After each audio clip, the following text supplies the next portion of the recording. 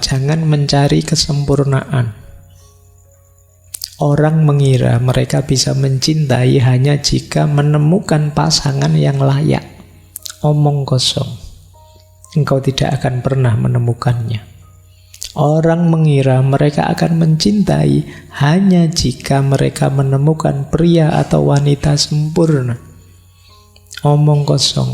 Engkau tidak akan pernah menemukannya. Karena wanita sempurna dan pria sempurna tidak ada. Jika mereka ada, mereka tidak akan peduli dengan cintamu. Mereka tidak akan tertarik. Saya pernah mendengar tentang seorang pria yang tetap melajang sepanjang hidupnya karena dia mencari wanita yang sempurna. Ketika dia berusia 70 tahun, seseorang bertanya, jika engkau terus memindah-mindah pohon dari satu tempat ke tempat lain, lalu ke tempat lain, maka ia tidak akan pernah berakar dimanapun. Untuk menumbuhkan akar, pohon harus tetap berada di satu tempat. Kemudian akan lebih dalam, kemudian akan lebih kuat.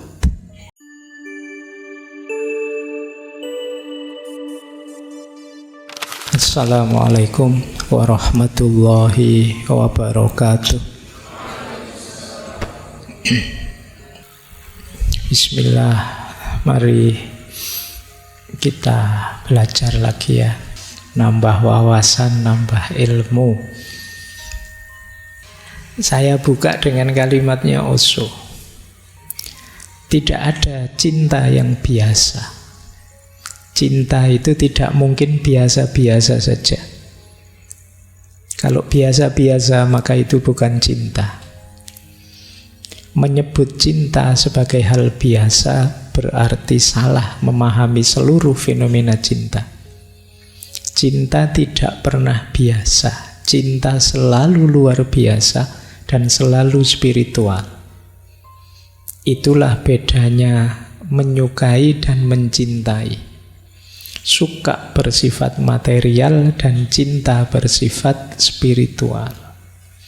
Ini ada dua ide di quotes ini. Yang pertama, cinta itu pasti luar biasa.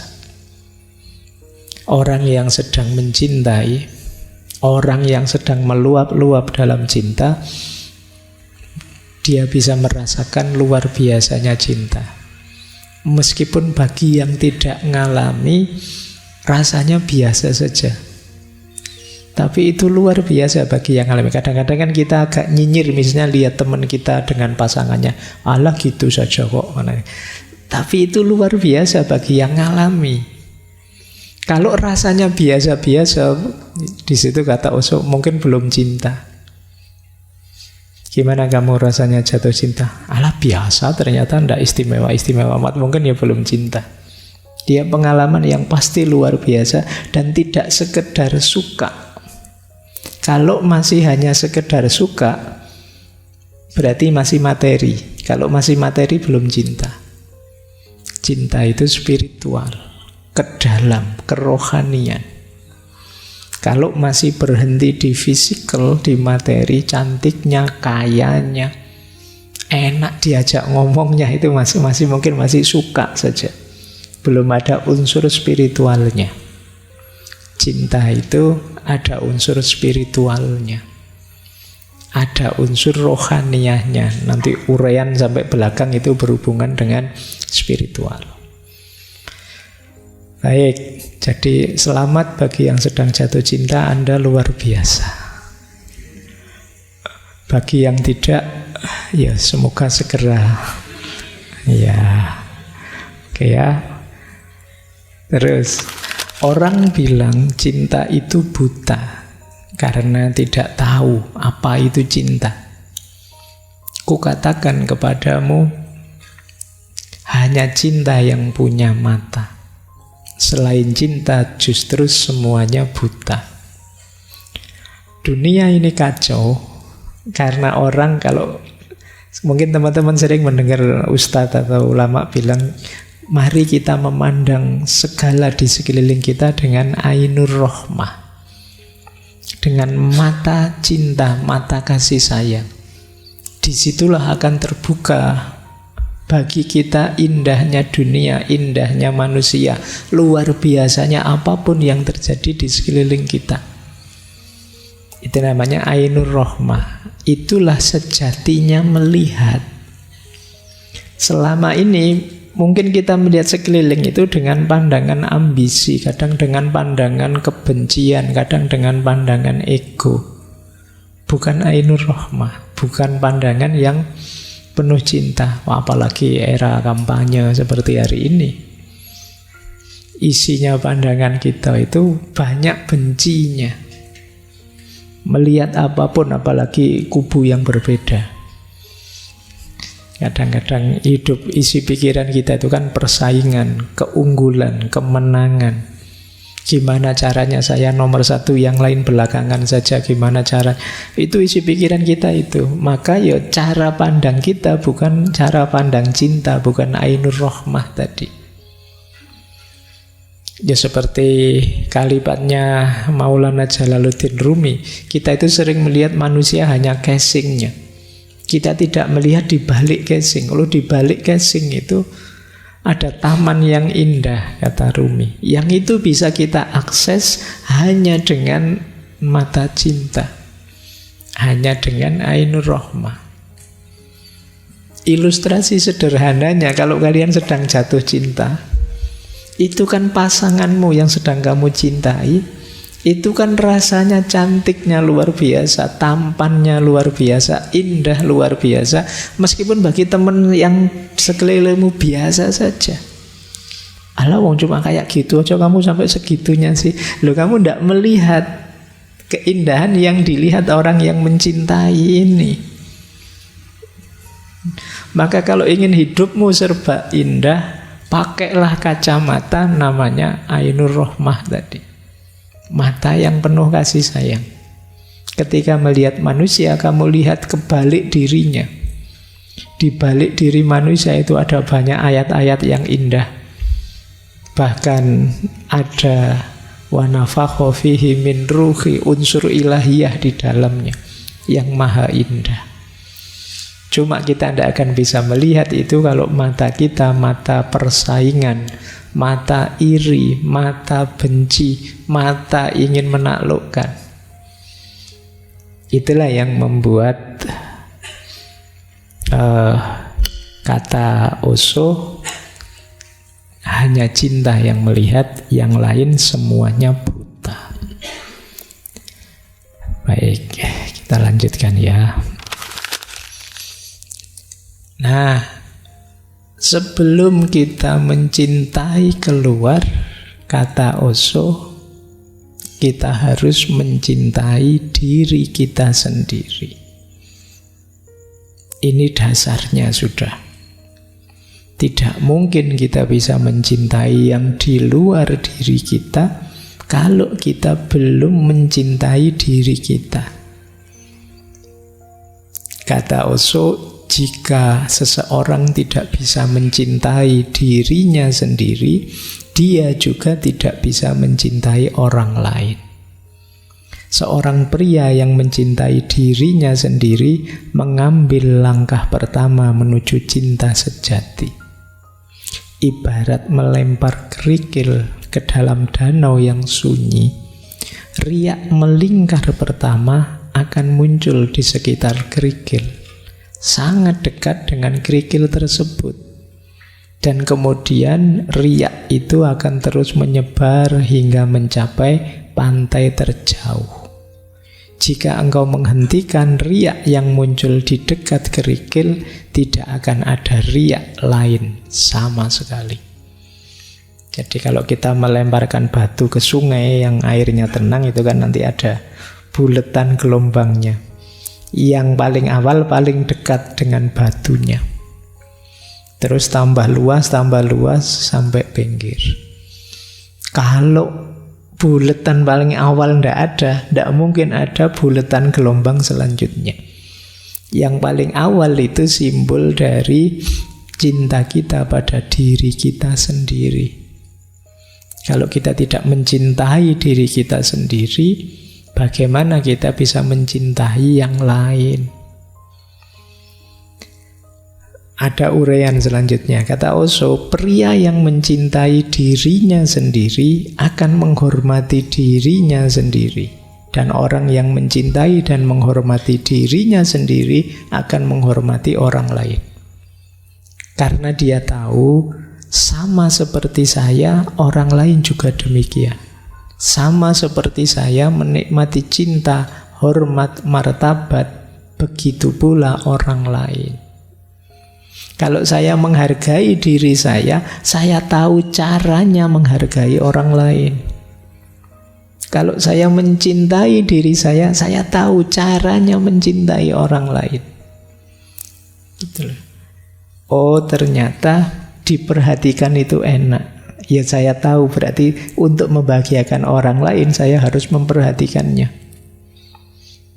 Jadi kalau kita peduli dengan diri kita, kita akan tahu apa yang membuat kita bahagia, senang, nyaman, dan pada akhirnya kita bisa melakukannya untuk orang lain. Kalau kita jarang mandi misalnya, terus kita, ternyata tidak mandi 3 hari, tidak apa-apa kok Pak, buktinya saya masih seneng-seneng saja misalnya. Ya kamu akan cenderung, misalnya ngasih nasihat ke temenmu, sudahlah tidak mandi, tidak apa-apa, saya saja contohnya begini. Kamu contohnya dirimu.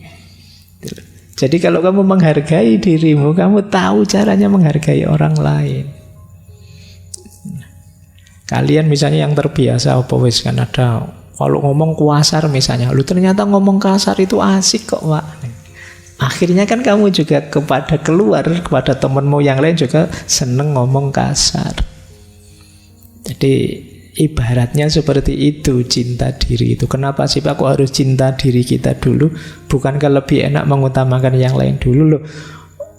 Kalau kamu beres dirimu, kamu mencintai dirimu, berarti kamu mengelola dirimu ke tahap yang sangat ideal. Ada lebih banyak hal yang bisa kamu lakukan untuk yang di luar dirimu. Kalau kamu tidak peduli dirimu kacau, acak-acakan, apalagi sakit-sakitan, apalagi, gimana kamu bisa mencintai yang di luar dirimu? Kamu sakit, misalnya batuk, misalnya, kamu tidak peduli kesehatanmu. Akhirnya saya batuk tidak apa-apa, yang penting yang saya cintai bahagia. Gimana bisa bahagia tiap kali deket kamu batuk? Nanti dia malah nutup mulutnya. Aduh, kamu disuruh pulang, pulang aja. Tidak jadi mesra, malah penyakit. Ya kamu tidak mencintai dirimu. Ngomong juga begitu. Kalau kamu seneng ngomong kasar, ya mungkin tidak kerasan orang di sekelilingmu. Itulah dasarnya. Jadi sebelum kita mencintai yang di luar diri, ayo mencintai diri kita sendiri dulu. Ngopeni diri kita, itu amanat pertamanya di situ. Maka kata Osho itu yang paragraf ketiga itu menarik. Sokrates berkata, kenali dirimu. Buddha berkata, cintai dirimu. Kata Osho, Buddha jauh lebih benar. Kenapa? Karena jika kamu tidak mencintai dirimu sendiri, kamu tidak akan mengenal dirimu sendiri. Pengetahuan hanya akan muncul kemudian, cinta yang mempersiapkan landasannya. Kalau kita mencintai diri kita, maka kita akan bisa mengenali diri kita lebih dalam. Tidak bisa ujuk-ujuk mengenali. Cinta harus jadi landasannya. Maka ya Sokrates benar sih, tapi Buddha lebih benar, kata Osho. Karena mencintai diri akan jadi landasan kita memahami diri kita lebih tepat, lebih benar. Itulah mengapa dasarnya cinta itu self-love, cinta diri. Baik, yuk kita lanjutkan. Nanti dari banyak konsep-konsepnya Osho bisa kita rinci Dalam cinta itu ada 3 jenis hubungan. Yang paling berat yang pertama ini, codependent. Nanti ada independent, dan yang ideal yang ketiga namanya interdependent. Codependent itu orang yang kalau mencintai tidak mandiri. Dia tergantung, melekat pada yang dicintainya. Jadi Osho mengkritik orang yang kalau mencintai melenyapkan dirinya, merenyapkan individualitasnya demi yang dicintai, kehilangan kepribadiannya. Dia mengorbankan dirinya dengan cara ingin membahagiakan yang dia cintai. Ini namanya relasi yang codependent. Ini negatif. Kata Osho, orang yang kalau mencintainya seperti ini, ya cinta itu akan jadi beban dalam hidupnya. Dia tidak akan bisa tumbuh, dia bisa kehilangan dirinya. Seperti saya bilang tadi, ini cinta yang jadi penjara. Kita didominasi di situ, kita di penjara, tidak bisa ngapa-ngapain sudah. Ini namanya relasi codependent. Biasanya coraknya sangat posesif. Kita rasanya dikejar-kejar tiap hari untuk membahagiakan yang kita cintai, sampai kehilangan diri kita sendiri. Jadi nanti pasangan kita bilang, aku suka loh kalau kamu pakai baju warna merah. Kamu terus, wah, cepet-cepet ke mall nyari baju warna merah. Aku seneng loh kalau kamu pakai apa gitu. Wah, kamu cepet-cepet gitu. Pokoknya tiap hari kamu dikejar-kejar pikiranmu tentang bagaimana memuaskan yang kamu cintai, sampai lupa dengan dirimu sendiri. Kamu tidak pernah mikir loh, menurutku kalau aku sendiri nyaman tidak sih pakai baju warna merah itu? Aku sendiri merasa srek enggak sih melakukan ini, melakukan itu? Nah, kita enggak mikir ke situ. Kan ada teori cinta yang lain yang bilang, yo pecinta sejati itu yo melupakan dirinya. Tapi bagi Osho enggak begitu. Jadi justru cinta yang codependent ini cinta yang lemah, bukan cinta yang sejati. Cirinya apa kodependensi itu? Biasanya tidak tegas, lemah. Kalau ditanya apa-apa, kamu maunya apa? Ah, terserah kamu saja. Pingin nopo, terserah saja. Padahal ya, ini mau, ya ndak apa-apa, maulah. Itu mau, ya ndak apa-apa, mau. Itu kan. Pokoknya terserah lah, kamu pingin nopo, aku ikut saja. Nah, ini justru menyusahkan semuanya. Jadi kamu ndak punya pendirian, kamu lemah. Kamu tidak jadi dirimu, padahal mungkin kamu tidak suka, kamu tidak senang. Kemudian biasanya terus komunikasinya tidak sehat, satu arah. Jadi ada yang mendominasi dalam hubungan. Yang satu ingin menyenangkan yang lain saja. Kemudian ada yang diam-diam merasa berkorban. Aku sudah korban macam-macam loh untukmu. Apa yang sudah tidak kuberikan padamu? Aku sudah kehilangan waktu kuliah, teman-temanku lulus, aku belum demi dirimu.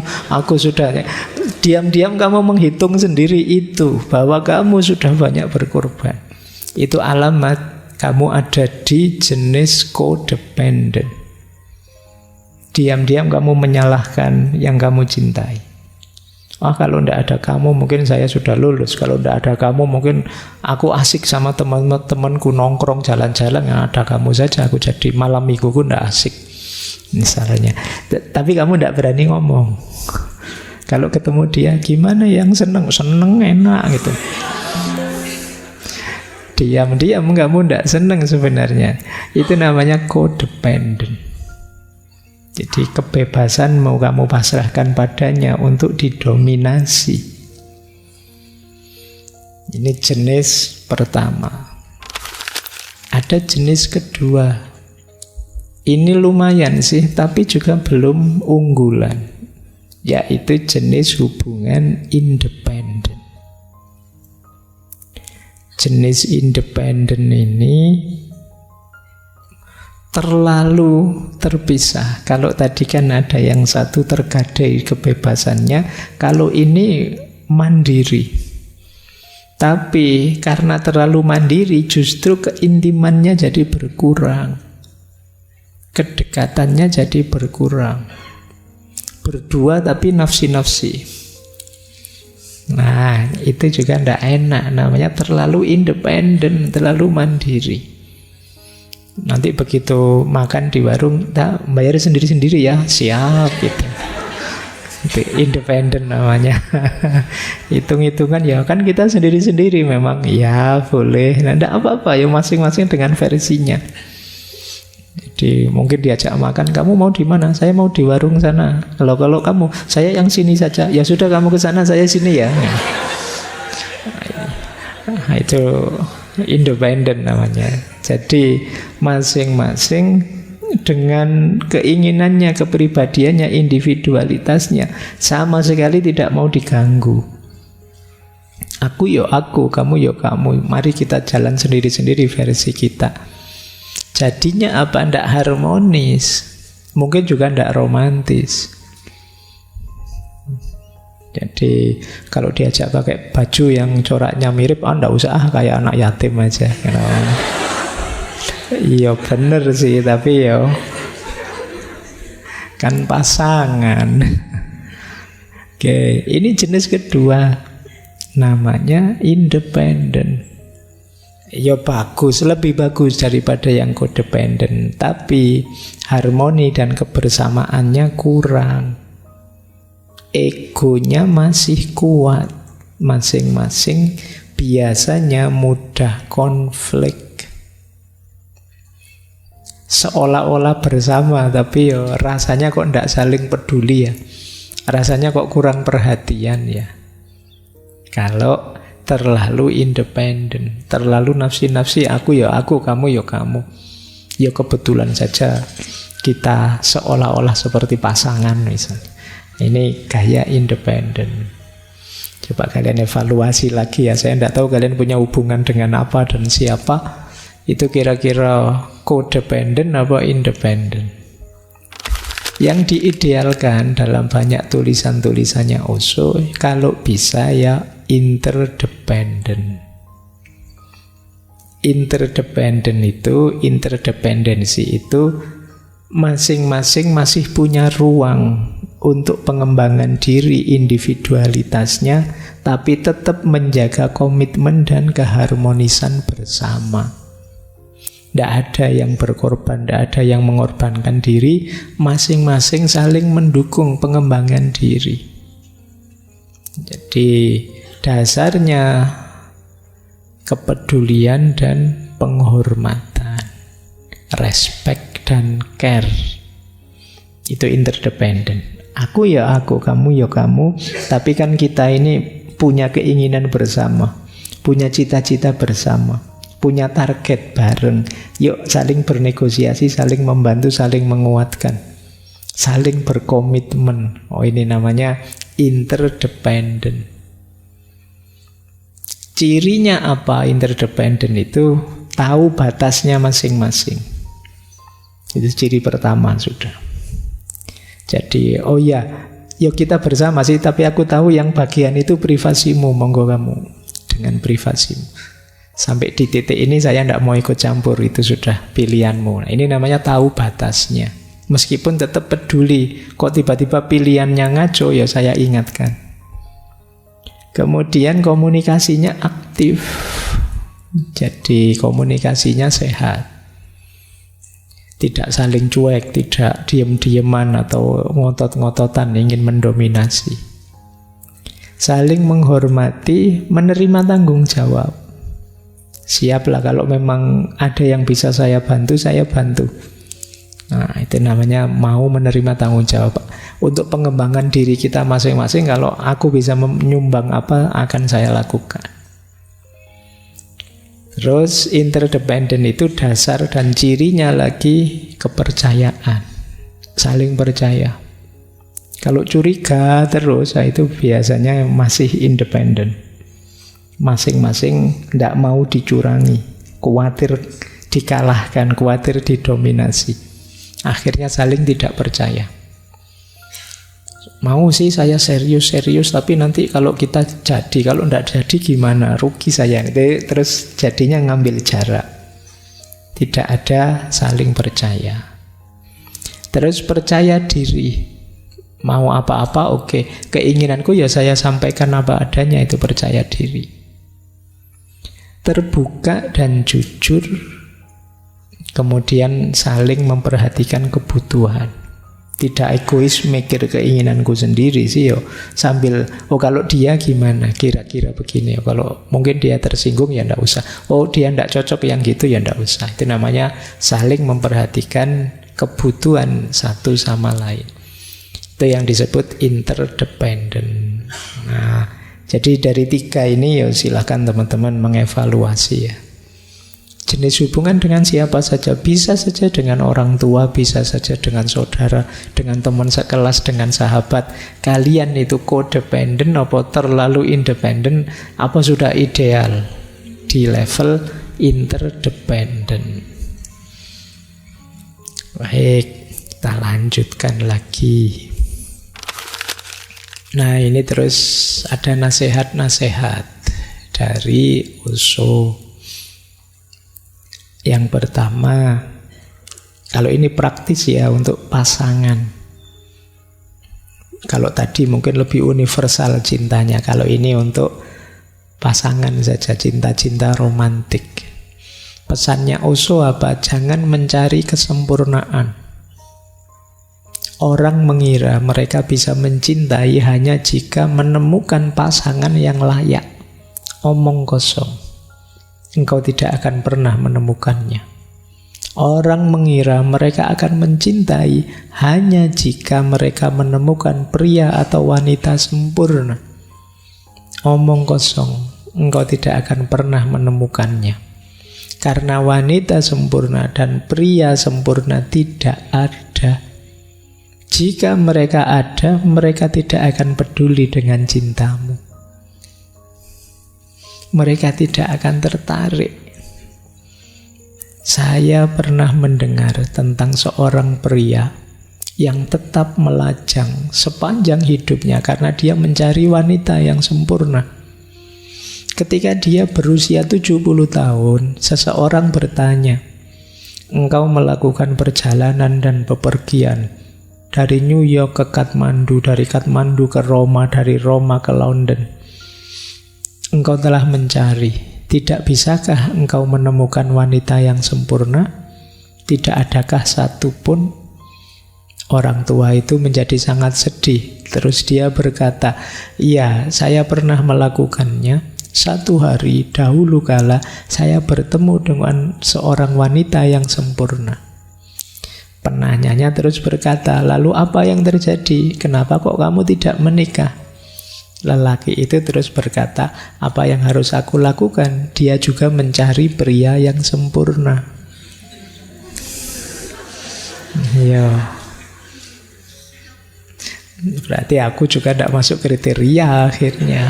Tuh.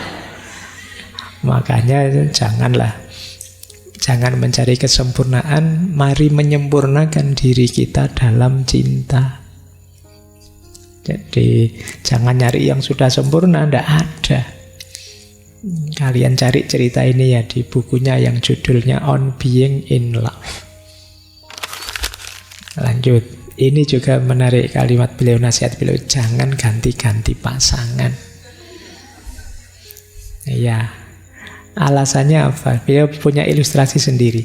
Jika engkau mencintai seseorang dan menjalani seluruh hidup bersamanya, keintiman yang besar akan tumbuh dan cinta akan memberikan wawasan yang lebih dalam dan lebih dalam kepadamu. Tidak mungkin engkau terlalu sering ganti-ganti pasangan. Ibaratnya, jika engkau terus memindah-mindah pohon dari satu tempat ke tempat lain, lalu ke tempat lain, maka ia tidak akan pernah berakar dimanapun. untuk menumbuhkan akar, pohon harus tetap berada di satu tempat. Kemudian akan lebih dalam, kemudian akan lebih kuat. Keintiman itu baik dan tetap dalam satu komitmen itu indah, tapi kebutuhan dasarnya tetap cinta. Jika pohon berakar di tempat yang hanya terdapat bebatuan dan pohon tersebut mati, maka lebih baik pohon tersebut ditebang. Jangan bersikeras bahwa harus tetap di satu tempat. Tetaplah setia pada kehidupan, singkirkan pohon itu karena pohon itu sekarang bertentangan dengan kehidupan. Ini ada dua nasihatnya. Kedekatan itu penting. Oleh karena itu, untuk mengokohkan kedekatan, ya jangan sering gonta-ganti pasangan. Biarkan mantap kebersamaanmu. Tapi meskipun sudah sering bersama, pastikan dasarnya cinta. Lah kalau cintanya ndak ada, untuk apa kebersamaan itu? Jadi ini dua nasihat ya mungkin agak berbeda. Yang satu jangan gonta-ganti, yang satu ganti saja. Ganti saja ketika apa? Ndak ada cinta di situ. Seperti pohon yang tumbuhnya di atas batu, ya dia akan mati. Kalau sudah mati ya ditebang saja. Ngapain mati-matian bertahan di situ? Nah ini dua aspek ini sama-sama benar, tergantung teman-teman nanti membaca dan menggunakannya secara pas untuk situasi teman-teman masing-masing. Kapan tidak mindah-mindah pohon, kapan menebang pohon. Karena jangan sampai keliru. Lagi-lagi dasarnya ya tetap cinta. Kalau cintanya tidak ada, ya ngapain? Baik. Nah, masih ada waktu sedikit, sekilas saja ya. Ini yang salah satu pandangan-pandangan beliau. Beliau nulis buku yang judulnya From Sex to Super Consciousness. Kata beliau begini, seks harus menjadi bagian dari kehidupan keagamaan Anda. Ia harus menjadi sesuatu yang sakral. Seks haruslah sesuatu yang tidak cabul, tidak pornografi. Jangan dikutuk, jangan ditindas, namun harus dihormati. Karena keberadaan kita lahir dari sana. Dia adalah sumber kehidupan kita. Mengutuk sumber kehidupan berarti mengutuk segalanya. Seks harus diangkat semakin tinggi hingga mencapai puncaknya, dan puncaknya adalah samadhi atau kesadaran super. Jadi ini ajaran ini ya kalau di Hindu namanya tantra.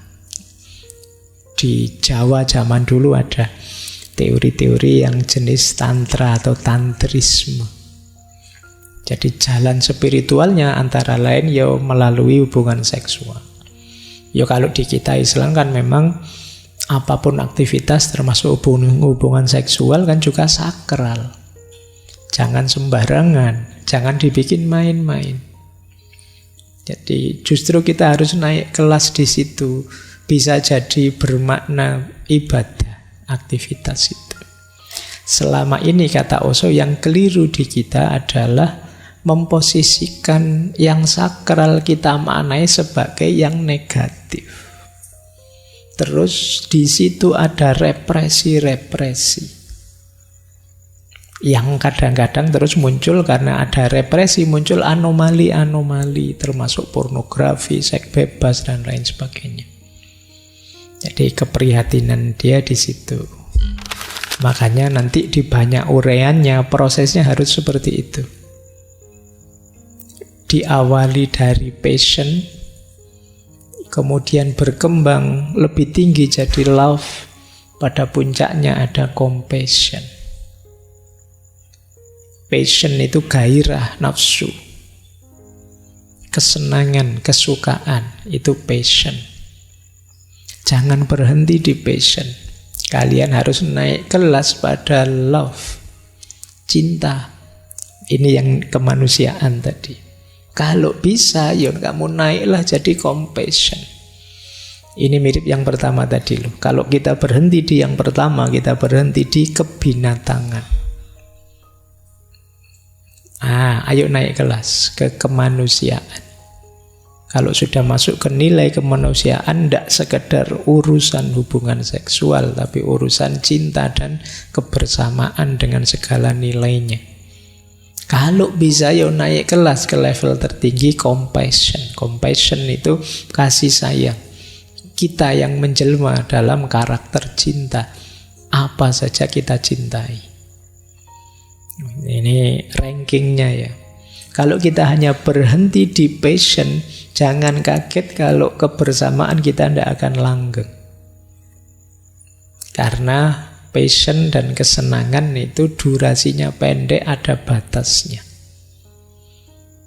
Love lebih luas, lebih langgeng. Compassion jauh lebih langgeng. Ini mungkin dengan pemaknaan kasar, kalau di bahasa Arab itu ada mahabbah, mawaddah, dan rohmah. Rohmah itu level compassion. Ketika cinta menjadi karakter dan mengimbas pada sekeliling kita. Ini cara memaknai aktivitas cinta ya. Nah, ini kritiknya Osho sebenarnya. Kita itu sering terus melakukan pengaturan-pengaturan represi yang pada akhirnya justru yaitu tadi, apapun itu, apakah itu seks, apakah itu makanan atau apapun, begitu ditolak, begitu yang punya otoritas berkata tidak, itu tidak boleh, itu salah, maka pikiran bawah sadar kita akan mulai fokus memikirkannya, membayangkannya, gimana cara mendapatkannya. Kita terus memproyeksikan diri ke situ, membuatnya tambah penting, tambah indah. Itu yang terjadi. Kalian dilarang-larang, awas loh ya, jangan buka situs-situs itu. Kalian tambah tertarik kan, nyari-nyari. 90% HP-nya yang ada di sini mungkin pernah dipakai buka itu. Itu karakternya pikiran kita. Ketika terlalu direpresi, justru dia penasaran. Wah, kayak kalian misalnya, nanti kalau selesai ngaji, ini ndak usah dibuka ya, bawah meja ini jangan dilihat, tolong ya, semua saja itu. Oh, kamu tambah penasaran kan, kamu tadinya ndak pingin nengok sama sekali, begitu saya bilang begitu, kamu penasaran, ada apa kok ndak boleh dilihat. Nah, karakter pikiran begitu direpresi, justru dia tambah heboh. Oh, itu yang terjadi dengan seks, dengan makanan, kata Osho begitu. Ya saya banyak lah, saya punya pengalaman beberapa teman itu ya awalnya sih anak soleh, pesantren, begitu kuliah punya pacar, wah lebih heboh daripada yang semula anak biasa-biasa. Kenapa bisa begitu? Ya mungkin ada represi-represi yang dia anggap belenggu. Diam-diam bawah sadarnya menggambar sendiri itu. Sehingga ketika ada kesempatan meledak. Nah, kita harus hati-hati ya, strategi melarang, strategi untuk mencegah itu jangan sampai salah strategi sehingga justru bisa meledak belakangnya. Itu karakter bawah sadar manusia harus kita pelajari. Kadang-kadang dilarang itu terus kita lebih penasaran nyari strategi baru agar larangan itu. Kominfo itu memblokiri situs-situs itu sudah mungkin jutaan situs. Tapi yo hari ini diblokir 5, besok muncul 10. Dan itu yang terjadi. Kalian kan juga begitu, ngerti Pak caranya pokoknya. Diblokir lo Mas, oh ada begini Pak caranya. Itu ngerti terus. Itu karakternya pikiran. Oke ya. Jadi penting nanti kita perhatikan aspek ini, termasuk ini kan penting untuk kita kan sering menyarankan pendidikan seks yang tepat, yang cocok. Yaitu harus nyambung dengan pemahaman tentang psikologi, tentang karakter, dan lain sebagainya. Tidak sekedar Apa yang boleh, apa yang tidak bolehnya, ya itu pasti. Cuma kan strategi pelarangannya juga harus pas. Nah, ini menarik. Ini saya kutipkan bantahannya Osho ya terhadap tuduhannya orang. Sering terjadi seperti ini kalau orang sudah tidak suka. Osho bilang begini, orang-orang yang menyebut saya guru seks, itu sebenarnya merekalah yang terobsesi dengan seks. Saya tidak bicara tentang seks lebih dari yang saya bicarakan tentang meditasi, cinta, Tuhan, doa. Namun tampaknya tak seorang pun tertarik pada Tuhan, cinta, meditasi, doa. Begitu saya ngomong tentang seks, mereka langsung menyerbunya. Ya kan? Kalau sudah ngomong ke situ, itu kan semuanya tertarik. Kan kamu sering pakai istilah pemersatu bangsa.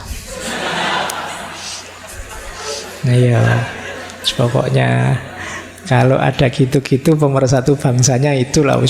Partai apa saja kamu milih 01, 02, kalau bagian itu kita kompak bersatu.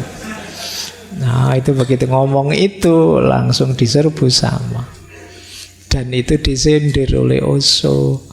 Dari 300 buku saya, hanya 1 buku yang membahas tentang seks. Dan itu pun tidak secara keseluruhan. Judul bukunya ya tadi, From Sex to Super Consciousness. Permulaannya memang berkaitan dengan seks, tapi pada akhirnya lebih dalam menuju kesadaran super, menuju samadhi. Nah, itulah buku yang telah menjangkau jutaan orang. Ini fenomena yang aneh. Buku-buku saya yang lain tidak menjangkau banyak orang. Hanya buku seks tadi, sehingga dia terus disebut guru seks. Tidak ada satupun orang Hindu, orang suci Zen, Mahatma di India yang belum membacanya. Buku itu telah didiskusikan, dikritik, dianalisis, dikomentari dengan segala cara yang mungkin. Banyak buku telah ditulis menentangnya. Seolah-olah hanya itulah satu-satunya buku yang saya tulis. Mengapa begitu banyak tekanan? Karena orang-orang terobsesi dengan seks, khususnya orang-orang beragama. Karena banyak represi-represi, tekanan-tekanan. Ya ini salah satu jawaban saja kalau ada yang tanya, kok spiritualis kok fokus ke situ? Dia bahas banyak, ini hanya salah satunya. Cuma ya itu tadi kan, yang bisa mempersatukan kita kan kalau sudah urusan itu. Fokus ngumpul di situ semua. Baik, ini bagian-bagian terakhir saya kutipkan ya beberapa. Sebenarnya kalimatnya menarik. Ketakutan terbesar di dunia adalah opini orang lain. Dan Osho orang yang sangat berani. Kata Osho, saat engkau tidak takut orang banyak, engkau bukan lagi seekor domba. Engkau adalah singa. Pertanyaan sebenarnya bukanlah apakah ada hidup sesudah mati. Pertanyaan sejati adalah apakah engkau sudah hidup sebelum kematianmu. Karena banyak orang yang sampai dia mati masih belum hidup yang sejati. Rasakan hidup dengan segala cara yang mungkin. Baik buruk, pahit manis, gelap terang, musim panas, musim dingin. Rasakan semua dualitas. Jangan takut dengan pengalaman, karena semakin banyak pengalaman yang engkau miliki, semakin dewasa dirimu.